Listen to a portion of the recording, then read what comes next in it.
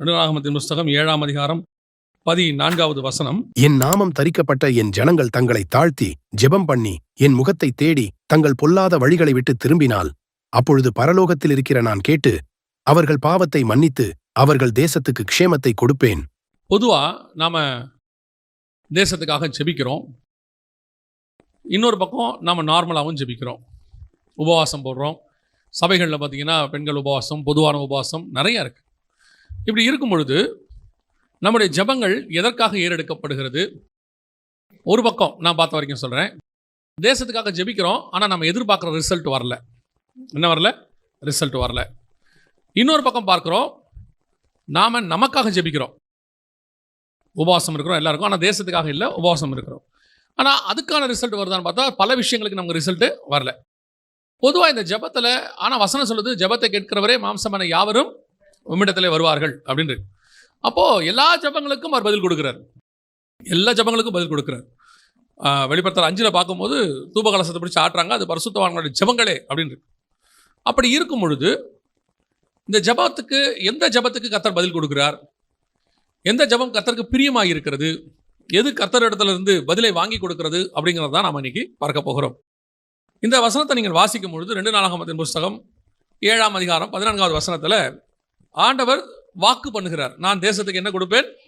க்ஷேமத்தை கொடுப்பேன் அப்படின்னு சொல்லி வாக்கு பண்றார். ஆனால் இந்த ஜெபம், தேசத்துக்காக ஜெபிக்கிறோம் அல்லது எத்தனையோ காரியங்களுக்காக ஜெபிக்கிறோம், ஆனால் அத்தனை ஜெபங்களுக்கும் பார்க்கும் பொழுது நம்முடைய பார்வையில் ஒரு நெகட்டிவ் ரிசல்ட் தான் இருக்கு. எனக்கு தெரிஞ்சு ரொம்ப வருஷமா 70 ஜெபம் பண்ணிட்டே இருக்கிறோம் இந்தியாவில். ஆனால் இந்த ஜெபத்துக்கு என்ன பதில் கிடைக்குது அப்படின்னு பார்த்தீங்கன்னு சொன்னால், நாம எக்ஸ்பெக்ட் பண்ற, நாம எதிர்பார்க்கக்கூடியதான அந்த இது கிடைக்கல. ஏதாவது சொல்றோம்னா அந்த ஒரு எழுப்புதலுக்கான ரிசல்ட் நமக்கு வரல. எதிர்பார்த்துக்கிட்டே இருக்கிறோம், வரும்னு சொல்லி நினைக்கிறோம், ஆனால் இன்னும் வரல. என்ன காரணம்?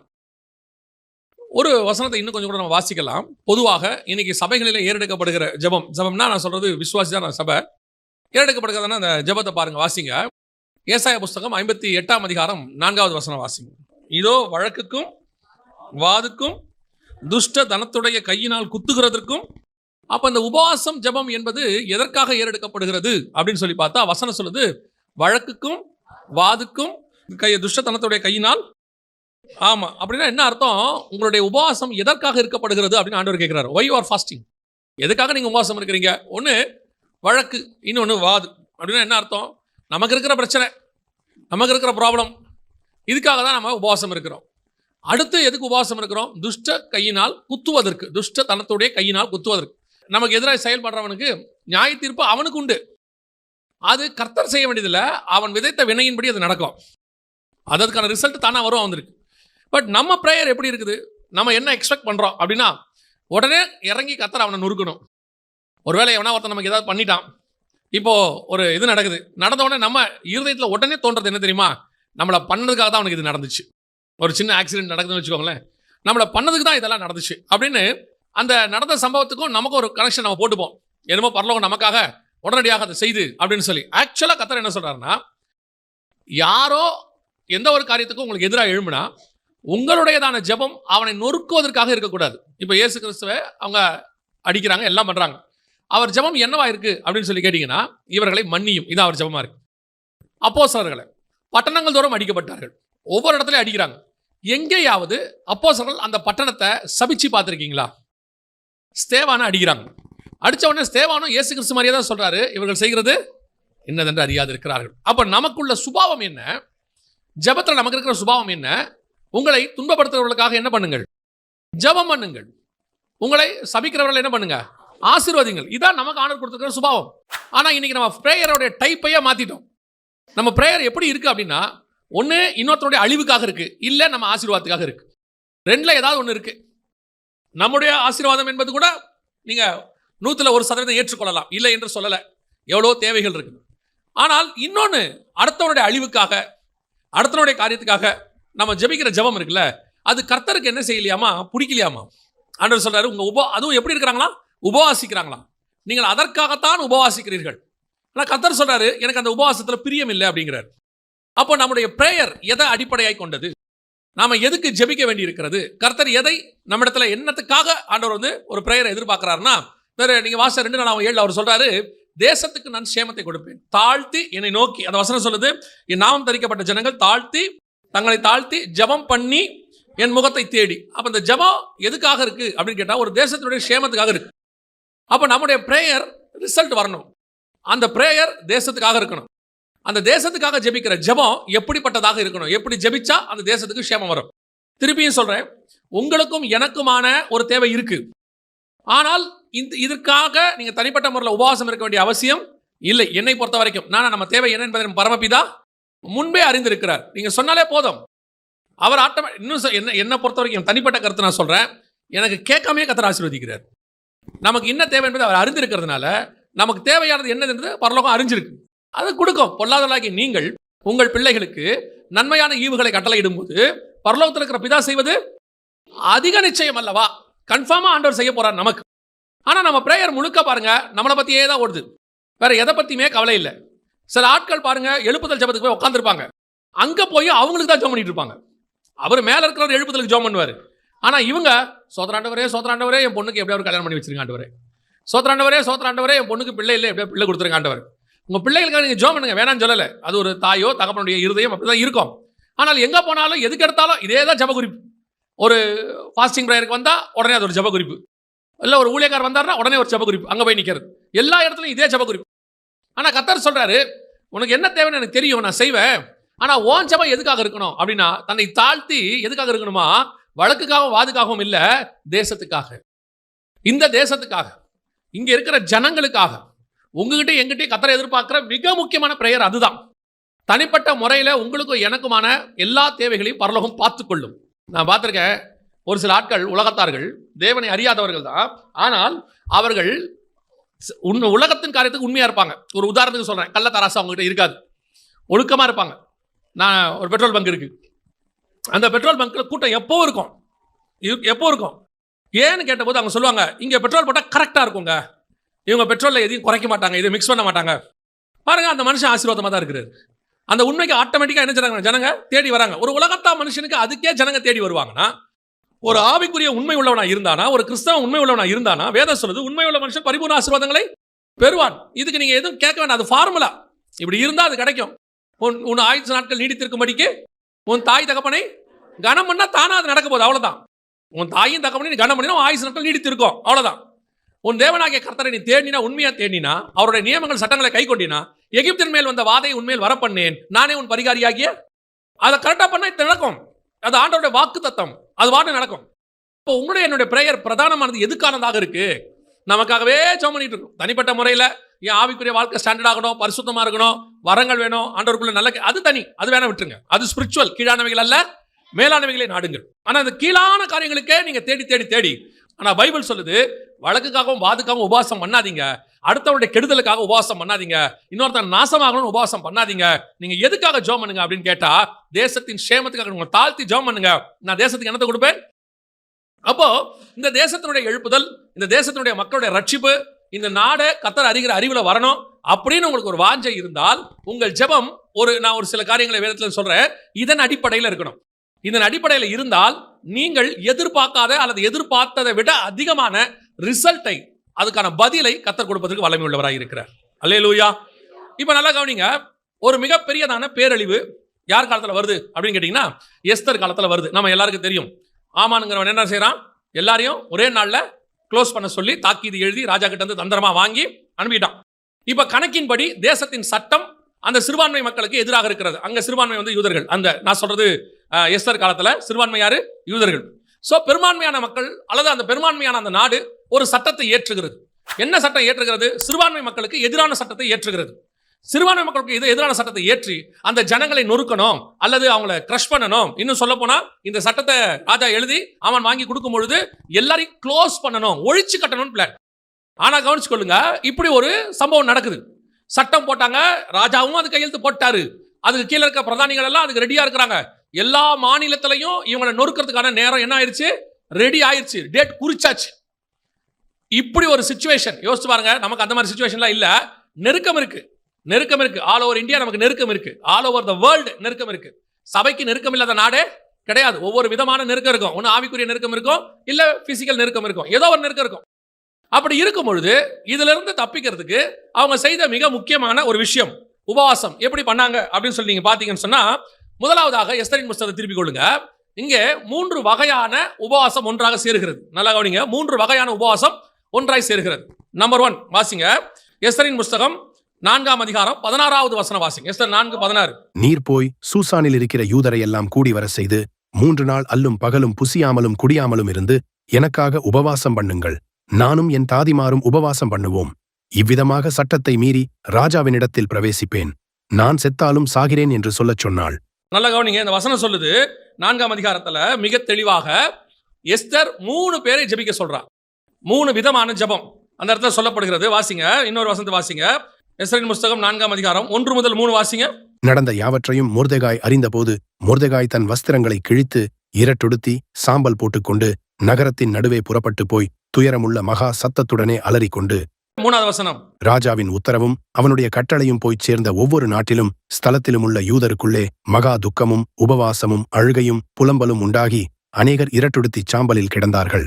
நல்லா கவனிங்க, ஒரு மிகப்பெரியதான சட்டம் நமக்கு அகைன்ஸ்டாக இருக்கிறது. யாருக்கு? எஸ்தர் காலத்துல யூதர்களுக்கு அகைன்ஸ்டாக இருக்கிறது. ஆல் ஓவர் த வேர்ல்ட் மிகப்பெரியதான சட்டம். 127 நாட்டுக்கு ஒரு சட்டம் போடுறாங்க. அந்த சட்டம் என்ன செய்யுது? யூதர்களை க்ளோஸ் பண்ணு, அவங்களோட எல்லாத்தையும் எடுத்துக்கோ, சொத்துக்களை எடுத்துக்கோ அப்படின்னு சொல்லி ஒரு சட்டம் வருது. இந்த சட்டம் வரும்போது இந்த சட்டத்தை ஜெயிப்பதற்கு என்ன நடந்தது, அதான் இங்க ரொம்ப இம்பார்ட்டன்ட். என்ன நடந்தது? ஒரு பக்கம் மொர்தெகாய் அவன் என்ன செய்யறானா, அந்த வசனம் சொல்லுது, ரட்டுடுத்தி சாம்பல் போட்டுக்கொண்டு நகரத்தின் நடுவே புறப்பட்டு போய் மகா சத்தத்துடனே அலறிக்கொண்டு. இப்போ அவனை பார்த்து எஸ்தர் சொல்றா, நீ போய் உபவாசம் இரு. என்ன பண்ணு? இந்த உபவாசம் எதுக்கான உபவாசம்?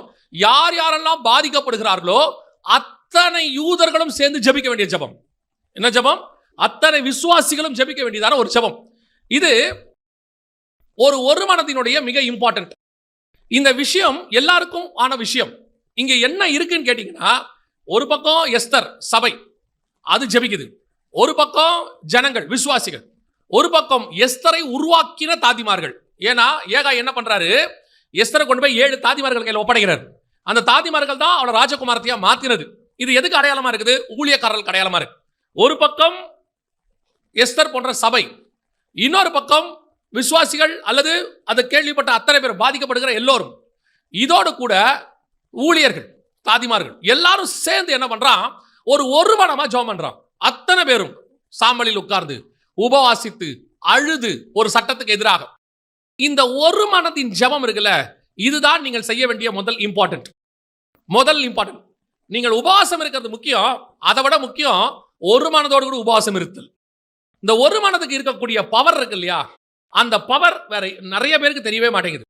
என்ன அதுக்கு ஒரு பவர் இருக்குது அப்படின்னு சொல்லி கேட்டீங்கன்னா, அப்போஸ்தலர் நடவடிக்கைகளை நீங்க எடுத்துக்கொள்ளுங்க. ஒரு எழுப்புதல், மிகப்பெரிய எழுப்புதல் வந்துச்சு. அப்போஸ்தலர் நடவடிக்கைகள் என்ன வருது? பெரிய எழுப்புதல் வருது. அந்த எழுப்புதலுக்கு அங்க ஏற்பட்ட மிக முக்கியமான விஷயத்தை கவனிங்க. வாசிங்க, அப்போஸ்தலர் நடவடிக்கைகள் 1ஆம் அதிகாரம் 14வது வசனம் வாசிங்க. அங்கே இவர்கள் எல்லாரும் ஸ்திரீகளோடும் இயேசுவின் தாயாகிய மரியாளோடும் அவருடைய சகோதரரோடும் கூட ஒருமனப்பட்டு ஜெபத்திலும் வேண்டுதலிலும் தரித்திருந்தார்கள். ஒருமனப்பட்டு. இப்ப வாசிங்க 2:1. பெந்தெகொஸ்தே என்னும் நாள் வந்தபோது அவர்கள் எல்லாரும் ஒருமனப்பட்டு ஓரிடத்திலே வந்திருந்தார்கள். அடுத்து 2:41 வாசிங்க. அவனுடைய வார்த்தையை சந்தோஷமாய் ஏற்றுக்கொண்டவர்கள் ஞானஸ்நானம் பெற்றார்கள்.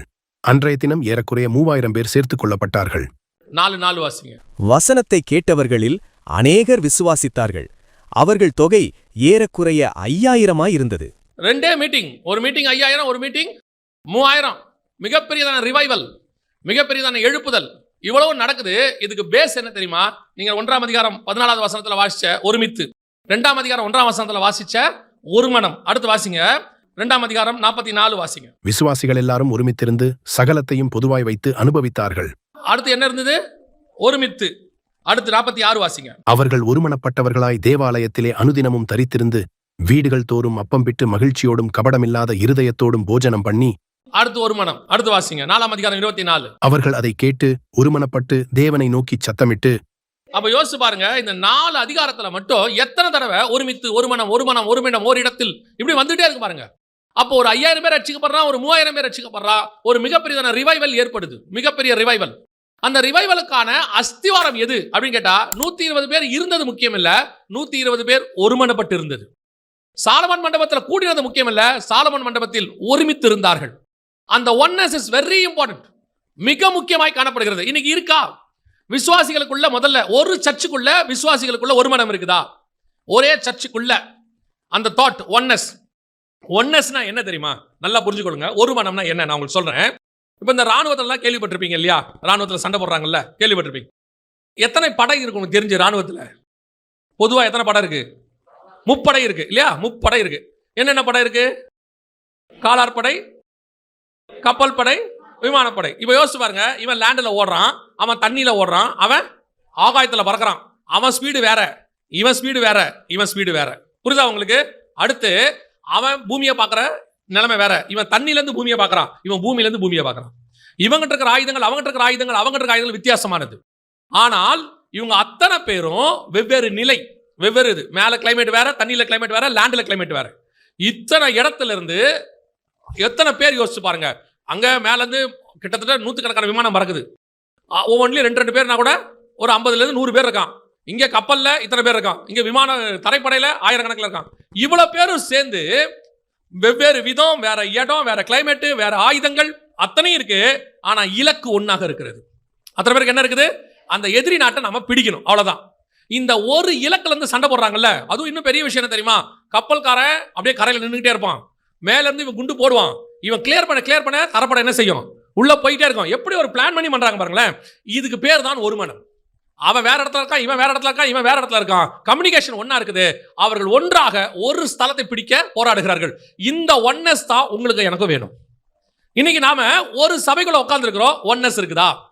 முதல்ல உங்களுக்குள்ள ஒரு மனம் வந்தாதான் உங்க ஏரியாக்குள்ள இருக்கிற சர்ச்சுக்குள்ள ஒரு மனம் வரும். உங்க ஏரியாக்குள்ள இருக்கிற சர்ச்சில் ஒரு மனம் வந்தாதான் உங்க மாவட்டத்துக்கு வரும். உங்க மாவட்டத்துக்கு வந்தாதான் தமிழ்நாடு முழுக்க வரும்.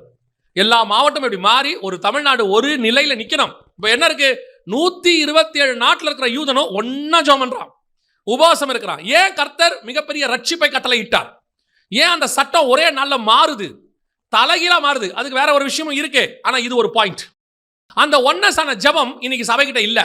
சபையோடைய ஜெபம் எதுக்காக இருக்குது? வழக்குக்காக இருக்குது, வாதுக்காக இருக்குது, துஷ்டத்தனத்துக்காக இருக்குது, நமக்காக இருக்குது, நம்ம ஆசீர்வாதம் இருக்குது, குடும்ப ஆசீர்வாதம், நம்ம பிள்ளைகள் ஆசீர்வாதம். இதுக்காக மட்டுமே நம்ம ஜெபிச்சுக்கிட்டு இருக்கிறோமே ஒழிய, இது நான் வேணான்னு சொல்லல, இதுக்காக மட்டுமே ஜெபிச்சுட்டு இருக்கமே ஒழிய, இந்த தேசத்தை பத்தினதான ஒரு பாரம் யாருக்கு இல்ல? மொர்தெகாய்க்கு என்ன பிரச்சனை? நல்ல வாசல்ல இருக்கிறான், அவன் வளர்த்த பொண்ணு எங்க இருக்குது? ராஜகுமாரத்தியா இருக்குது. அது என்ன பண்ணுது? தட்டுல நல்ல சாப்பாடு வச்சு அனுப்புது, சூப்பரா சாப்பிடுங்க அப்படின்னு அனுப்புது. கேட்டா எஸ்தர்ட்ட கேட்டா நல்ல வேலை ஒன்று வாங்கி கொடுத்துரும் அரசாங்கத்தில். அவன் ஆல்ரெடி அரசாங்கத்தான் இருக்கிறான், நல்லா பண்ணி விட்டுறான். மொர்தெகாய் நான் உண்டு, ஏன் வேலை உண்டு, 127 நாட்டில் நடக்க போகுது, ஆனா அரண்மனையில் இருக்க நமக்கு ஒன்றும் நடக்காது, பார்த்துக்கலாம் அப்படின்னு ஒரு எண்ணம் அவனுக்கு வரல. இன்னைக்கு இந்த எண்ணம் தான் நமக்குள்ள இருக்குது. உத்தரப்பிரதேசத்தில் பிரச்சனை வந்தா நமக்கு என்ன, பீகார்ல வந்தா நமக்கு என்ன, ஒரிசால வந்தா நம்ம என்ன, தமிழ்நாடு நல்லா இருக்குது, இதுதான் நம்ம தாட். இந்த தாட் இருக்கிற வரைக்கும் எழுப்புதல் என்பது வரவே வராது. எழுப்புதல் வரவே வராது. 127 நாட்டில் பிரச்சனை, எனக்கு பிரச்சனை இல்ல, ஆனா 127 நாட்டில் பிரச்சனை இருக்குது. அவனுக்கு ஒரு பிரச்சனை வந்தா அது என்னுடைய பிரச்சனை. ஏன்னா அவனும் என் இயேசுவின் ரத்தத்தாலே மீட்கப்பட்டவன், அவனும் என்னுடைய சக சகோதரன். உனக்கு எப்ப அவன் மேல பாரம் வராம உன்னுடைய அந்த இப்ப இருக்கக்கூடிய இந்த வட்டம் உனக்கு பிரச்சனை இல்லாம இருக்குது, நீ சந்தோஷமா இருக்கிறியோ, உன்னாலதான் எழுப்புதல் வரலங்கிற. நான் உன்னாலதான் எழுப்புதல் வரல. காரணம் என்ன? நமக்கு அதை பத்தின பாரம் கொஞ்சம் கூட இல்லை. சிங்கக்கபிகளை எந்த சபை போதோ அந்த சபை சிங்கக்கபிலிருந்து வெளியே வரும். சபை ஒளிந்ததாகவோ சபையை அழித்ததாகவோ சரித்திரமே கிடையாது. எல்லா இடத்துல, ஏன் கம்யூனிஸ்ட் நாடுகளில் கூட சபை இன்னும் இருக்கு. பாதாளத்தின் வாசல்கள் என்ன செய்யாது? மேற்கொள்ளாது. ஆனால் நீயும் உன் தகப்பன் வீட்டாரும் அழிவீர்கள். ஒரு நாள் இந்த பிரச்சனை இங்க வருவதற்கும் வாய்ப்பு இருக்குது. இப்பவே நீ ஜெபிச்சிட்டினா நல்லது, இப்பவே நீ உபவாசம் இருந்துட்டினா நல்லது. இன்னைக்கு இங்கே அந்த பாரம் இல்ல. சபை என்ன நினைச்சிட்டு இருக்குது? நம்ம சேஃப், இங்கெல்லாம் ஒன்றும் வராதுங்க. நல்லா புரிஞ்சுக்கோங்க. இந்த சேஃபா இருக்கிறோம் நினைச்சிட்டு இருக்கோம்ல, இதுதான் உன்னுடைய பிரச்சனையே. இதுதான் என்னது உன் பிரச்சனையே. உன்னை தெரியாமலேயே உன் அரண்மனைக்குள்ள ஆமான் இருக்கிறான். யார் இருக்கிறா உள்ள? யார் இருக்கிறது? உனக்கு தெரியாமையே உன் அரண்மனைக்குள்ள ஆமான் இருக்கிறான், உள்ள நுழைஞ்சிட்டான். உன் பிரச்சனை உள்ளேயும் இருக்கு. ஆனா நீ நினைச்சிட்டு இருக்கிற நான் ராஜகுமாரத்தி, நாங்க இங்க பிரச்சனை இல்லாம இருக்கிறோம், நாங்க இங்க உபத்திரம் இல்லாம இருக்கிறோம் அப்படின்னு சொல்லி ஒரு நாள் உனக்கும் வரும். அதுக்கு வராம இருக்கணும் நீ நினைச்சினா இப்பவே ரட்டுடுத்தி சாம்பல்ல உட்கார வேண்டிய இடத்துக்கு நீ வந்துட்ட. இப்பவே நீ ஜெபிக்க வேண்டிய இடத்துக்கு வந்தாச்சு. அடுத்து எஸ்தர் சொன்னது என்ன தெரியுமா? 2வது அந்த வசனம் என்ன சொல்லுது பாருங்க. 16வது வசனம் வாசிங்க. நீர் போய் சூசானில் இருக்கிற யூதரையெல்லாம் கூடி வர செய்து 3 நாள் அல்லும் பகலும் புசியாமலும் குடியாமலும் இருந்து எனக்காக உபவாசம் பண்ணுங்கள். நானும் என் தாதிமாரும் உபவாசம் பண்ணுவோம். யார் இந்த தாதிமாரு? 2ஆம் அதிகாரம் 9வது வசனம் வாசி. அந்த பெண் அவன் பார்வைக்கு நன்றாயிருந்ததினால் அவளுக்கு அவன் கண்களிலே தயை கிடைத்தது. ஆகையால் அவளுடைய சுத்திகரிப்புக்கு வேண்டியவைகளையும் அவளுக்கு தேவையான மற்றவைகளையும் அவளுக்கு கொடுக்கவும் ராஜ அரமனையில் இருக்கிற 7 தாதிமார்களை அவளுக்கு நியமிக்கவும் ஜாக்கிரதைப்பட்டு கன்னிமாடத்தில் சிறந்த ஒரு இடத்திலே அவளையும் அவள் தாதிமார்களையும் வைத்தான். யார் இந்த தாதிமார் தெரியுமா? இவங்க தான் எஸ்தரியா ரெடி பண்றவங்க. இவங்க தான் யாரு? எஸ்தரியா ரெடி பண்றவங்க, ராஜாவுக்கு ஏத்த மாதிரி மாத்துறவங்க. ஆனா வசனம் சொல்லுது, இவ சொல்றா நானும் என் தாதிமாரும். எஸ்தர் யாரை மாத்திருக்கா தெரியுமா? தன்னை உருவாக்கின தாதிமாரை என்ன சொல்றா? உபவாசம் கொடுக்கிறவங்களா மாத்திட்டா, உபவாசம் எடுக்கிறவங்களா மாத்திட்டா. இது 2வது எது இருக்கு? ஒரு சபையை உருவாக்குறது 5 வகையான ஊழியங்கள். சபை உருவாக்குவது 5 வகையான ஊழியகம். இந்த 5 வகையான ஊழியமும் ஒருமனப்படணும். 5 வகை ஊழியம் என்ன ஆகணும்? ஒருமனப்படணும். ஒருமனப்பட்டு அத்தனை பேரும் விசுவாசிகளோடு கூட சேர்ந்து என்ன செய்யணும்? ஜெபிக்கணும். விசுவாசியோடு சேர்ந்து ஜெபிக்கணும். இந்த 5 வகையான ஊழியர்களும் ஒன்னா சேருவாங்களா? முதல்ல ஒரு வகையான ஊழியக்காரரை ஒன்னா சேருவாங்களா? எல்லா எவாஞ்சலிஸ்டும் ஒன்னா ஒரு மனத்தில் வர முடியுமா? எல்லா பாஸ்டரும் ஒரு மனமா வர முடியுமா? எல்லா அப்போஸ்தலரும் ஒன்னா வர முடியுமா? எல்லா தீர்க்கதரிசியும் எல்லா எவாஞ்சலிஸ்டும் ஒன்னா வர முடியுமா? இவங்க எல்லாம் ஒன்னா வந்து இப்ப 5 பேர் என்ன செய்யணுமா? ஒன்னா வரணும். இந்த 5 வகையான ஊழியமும் அதுல உள்ள எல்லா ஊழியர்களும் ஒருமனப்பட்டு வந்தா கர்த்தர் கண்டிப்பா தேசத்துக்கு சேமத்தை கட்டளையிடுவார். அல்லேலூயா. இப்போ மேல இருந்து குண்டு போடுறான் விமானப்படையில, அவன் போட்டு முடிகிற வரைக்கும் யார் அமைதியா இருக்கணும்? தரைப்படை அமைதியா இருக்கணும். அவன் வந்து குண்டு போட்டு கிளியர் பண்ண பிறகு சொல்லுவான், நவ் யூ ஆர் என்டர் ஆகுங்கன்னு. அதுக்கப்புறம் அவன் என்ன செய்வான்? உள்ள போவான். இப்போ அந்த தரப்படக்காரனுக்கு என்ன தோணுது? விமானப்படக்காரனாங்க நல்லா ஜாலியா மேல இருக்கிறான், ஒரு பிரச்சனை இல்லை, நல்ல குண்டு போட்டு போய் இறக்கிறான், 1/2 மணி நேரம் வேலை 1 மணி நேரம் வேலை அப்படின்னு நினைச்சுக்கிறாங்க. அவனுக்கு தான் தெரியும் அவன் பிரச்சனை என்னன்னு. அவன் ஆகாயத்தில் இருக்கிறான். இவன் நினைப்பான் இவன் செத்தாலாவது வீட்டுக்கு பாடி போகும், நம்ம செத்தா பாடி விட போகாது, தூள் தூளாகி காணாம போயிடும். அவனுக்கு ஒரு ரிஸ்க் இருக்கு. ஆனா அவன் முன்னாடி போறான், நல்லா வேகமா போறான், எல்லாம் ஆசை. இவன் என்ன நினைக்கணும் தெரியுமா? அவன் வேலைக்கு இப்ப அவன் போயிட்டு இருக்கான், அவன் டேர்ன் ஒரு நாள் ஏன் டேர்ன் வரும். அவன் போய் குண்டு போட்டு போய் அமைதியா உட்காந்துருப்பான், நான் உள்ள போய் பிடிப்பேன். இப்படி ஒருத்தருக்குள்ளையும் அந்த ஒன்னஸ் வரணும். இன்னைக்கு அந்த ஒன்னஸ் இல்ல. இப்ப 2வது ஊழியக்காரர்கள் எல்லாம் ஒன்றா மாறணும், ஒரு மனதுக்கு வரணும். உங்ககிட்ட இருந்து ஜப சத்தம் வருது, துயரம் உள்ள சத்தம் வருதா? உண்மையிலே உங்க இருதயத்தின் ஆழத்துல ஒரு பாரம் இருக்குதா? உண்மையிலே உங்களுக்குள்ள ஒரு அழுகை இருக்குதா? ஐயோ இப்படி நடக்குதே, இந்த மாதிரி எல்லாம் அநியாயம் நடக்குதே, சட்டம் இப்படி எதிராக இருக்குதே, இப்படி எஸ்தர் காலத்துல சட்டத்தை இப்படி போட்டிருக்கிறாங்களே, அவங்க கோர்ட்டை பிடிச்சிட்டாங்க, ராஜாவை பிடிச்சிட்டாங்க, ராஜதானிகளை பிடிச்சிட்டாங்க, எல்லா கவர்மெண்ட்டையும் பிடிச்சிட்டாங்க. எஸ்தர் காலத்துல நான் சொல்றேன், எல்லாத்தையும் பிடிச்சிட்டாங்க. இப்ப தப்பிக்கிறதுக்கு வழியே இல்ல, மாறவே மாறாது. எல்லாரும் என்ன சொல்றான்? டோட்டல் அவுட்டுங்க. இனிமேட்டு இவங்க எல்லா இடத்துல வந்து உட்காந்துட்டாங்க, இவங்களை ஒண்ணுமே பண்ண முடியாது. 127 நாட்டுக்கு ஆள் அனுப்பியாச்சுங்க, அவங்க டோட்டலா பிடிச்சிட்டாங்க. ஆண்டவர் சொல்றாரு, அவன் டோட்டலா பிடிக்கட்டும், எல்லா இடத்துல வந்து உட்காரட்டும், அவன் ஆட்கள் எல்லாம் பயங்கரமான பொசிஷன்ல இருக்கட்டும். ஆனால் நீ மட்டும் உண்மையா ஜெபம் பண்ணினா ஒரு நாள் ராத்திரியில அதை நான் மாத்துவதற்கு வல்லமை உள்ள தேவனாய் இருக்கிறேன். காட் அப்படிதான் இருக்கிறாரு. யோசிச்சு பாருங்க, ஒரு ராஜாவுடைய காலத்துல, எலிசாவுடைய காலத்துல ஒரு சீரியர் பாளையம் இறங்கிட்டாங்க, தேசம் முழுக்க பொருளாதார வீழ்ச்சி மொத்தம் நடக்குது. அன்னைக்கு எலிசா சொல்றாரு, நாளைக்கு இந்நேரம் பொருளாதாரம் மாறிடுங்கிறாரு, எல்லாம் சேஞ்ச் ஆயிருங்கிறாரு. ஒரு நாள் நைட்ல எப்படிங்க மாறும்? மாறும். நீ ஜெபம் பண்ணு, சொன்னது தேவ மனுஷன் கர்த்தர் சொல்லி இருக்கிறாரு, மாறும். ஒரே நாள் ராத்திரியில பொருளாதாரத்தை மாற்றுவதற்கு கர்த்தர் வல்லமை உள்ள தேவனாய் இருந்தார். ஒரு நாள் ராத்திரியில பொருளாதாரத்தை கர்த்தர் மாற்றுவார். மாற்ற வர மாட்டாரா? ஒரு நாள் ராத்திரியில இஸ்ரவேலுங்கிற ஜனத்தை கர்த்தர் விடுதலை ஆக்குவார். ஆக்க மாட்டாரா? தேவன் நினைத்தால் ஒரு நாள் ராத்திரியில எப்பேற்பட்ட காரியங்களும் செய்ய வல்லமை உள்ளவராய் இருக்கிறார். கர்த்தர் எதிர்பார்க்கிறது என்ன தெரியுமா? உங்ககிட்ட எங்கிட்டையும் உண்மை தன்மை. இன்னைக்கு அந்த ஜெபம் இல்ல, இதயத்தை ஊத்தி ஜெபிக்கிற ஜெபம் இல்ல. கர்த்தர் எக்ஸ்பெக்ட் பண்றது ஊழியக்காரங்கிட்ட. 2வது கடைசியாய் நான் சொல்லி முடிக்க விரும்புகிறேன். கடைசியாய் 4ஆம் அதிகாரம் 16வது வசன வாசி.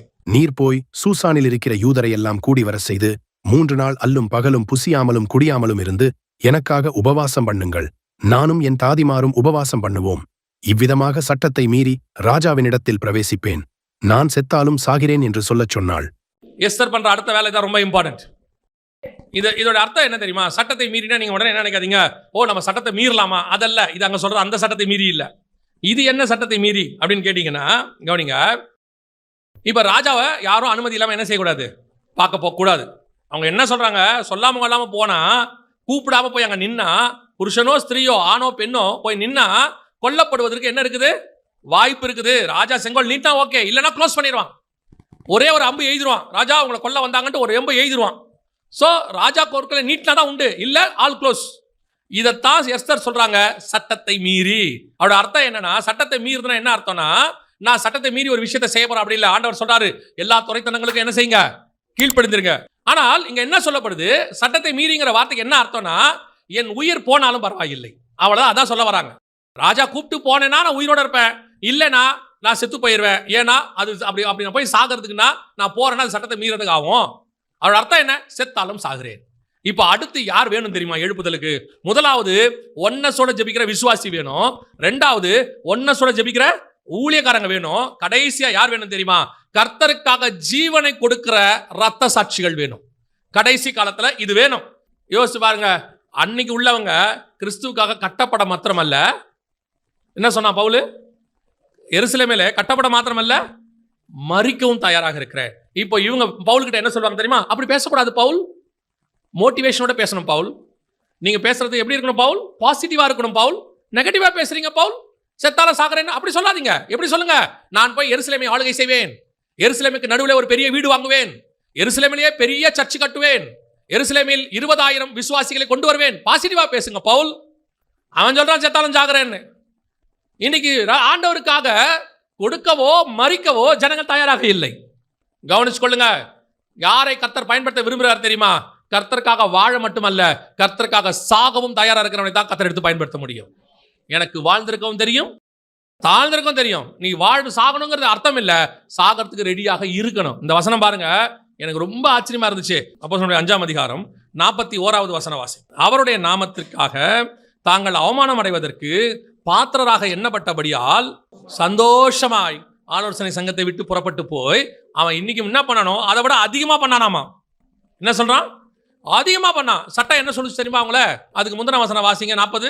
அப்பொழுது அவர்கள் அவனுடைய யோசனைக்கு உடன்பட்டு அப்போஸ்தலரை வரவழைத்து அடித்து இயேசுவின் நாமத்தை குறித்து பேசக்கூடாதென்று கட்டளையிட்டு அவர்களை விடுதலையாக்கினார்கள். ரிலீஸ் பண்றவனுக்கே அடிதான்.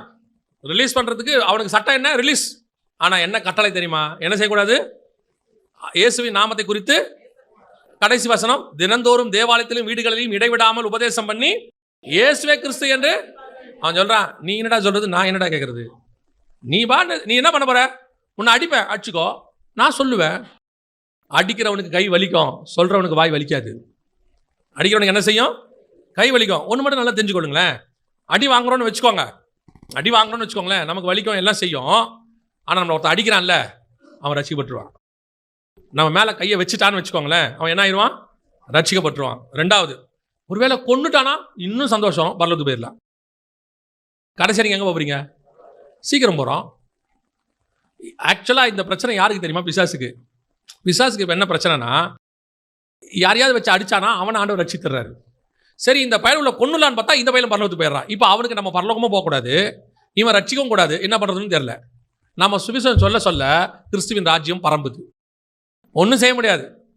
ஒரு ராஜா இருந்தாராம் ரோம சாம்ராஜ்யத்தில், நடந்த சம்பவம். அவருக்கு ஒரு ஆசை, என் ராஜ்யபாரம் முடியறதுக்குள்ள கிறிஸ்தவத்தை மொத்தமாக என்ன பண்ணிடணும்? ஒழிச்சு கட்டிடணும், கிறிஸ்தவமே இருக்கக்கூடாது அப்படின்ட்டு ஒரு தனி சட்டம் போட்டு அதுக்கு நாட்டில் நியமித்து எங்க கிறிஸ்தவனை பார்த்தாலும் கொள்றான்னாராம். கேள்வியே கிடையாது, கொள்றான்ட்டாராம். ஹிட்லர் கொண்டா பாருங்க 60 லட்சம் யூதர்களை, அந்த மாதிரி கொள்றான்ட்டாராம்.